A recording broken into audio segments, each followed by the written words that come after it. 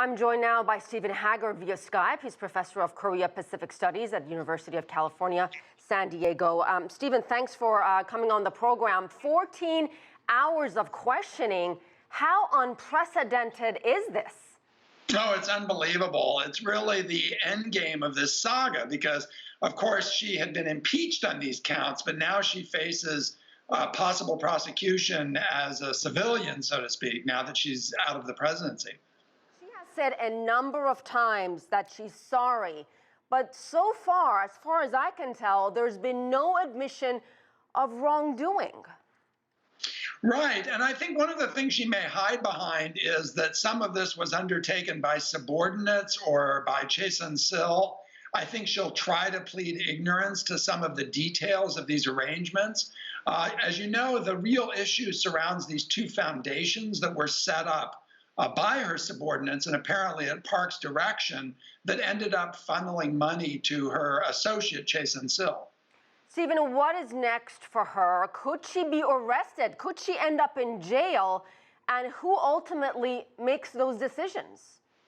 Well, absolutely, she could be arrested. We're currently in an investigatory phase. That's the nature of the prosecutorial system in Korea. But if they believe that they have adequate evidence to arrest her, it's possible she could be arrested. And in fact, there have been other presidents in Korea since its democratization that have been arrested, including Roh Tae-woo. So it's not impossible that she would face criminal charges. What about a legal recourse? Can she appeal anything at this point? Well, the important thing to understand is that because she didn't actually resign from the presidency, which would have left her as a former president, she's now a citizen of South Korea without any independent standing or any standing which is different from a citizen. So, of course, she's subject to the laws of the Korean.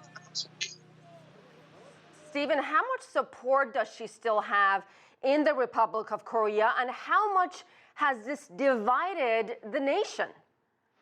Well, here's a place where I think that some of the coverage has been a little misleading. Of course, there's still people demonstrating, but I was looking at some data yesterday by age group and by large region of the country, and there's not a single age group nor a single region of the country that doesn't support, as a whole, the impeachment of the president. So obviously among older voters, she's somewhat more popular, and in certain regions of the country, like her hometown of Daegu.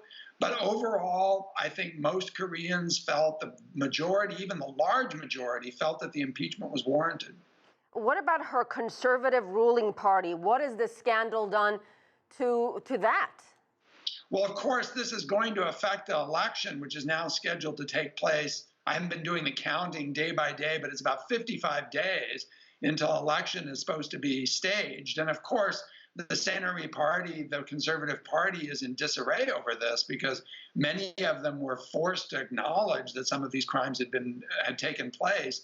So we're expecting that a center-left president is going to be the president of South Korea this next time around. Stephan Haggard, thank you so much, sir. My pleasure.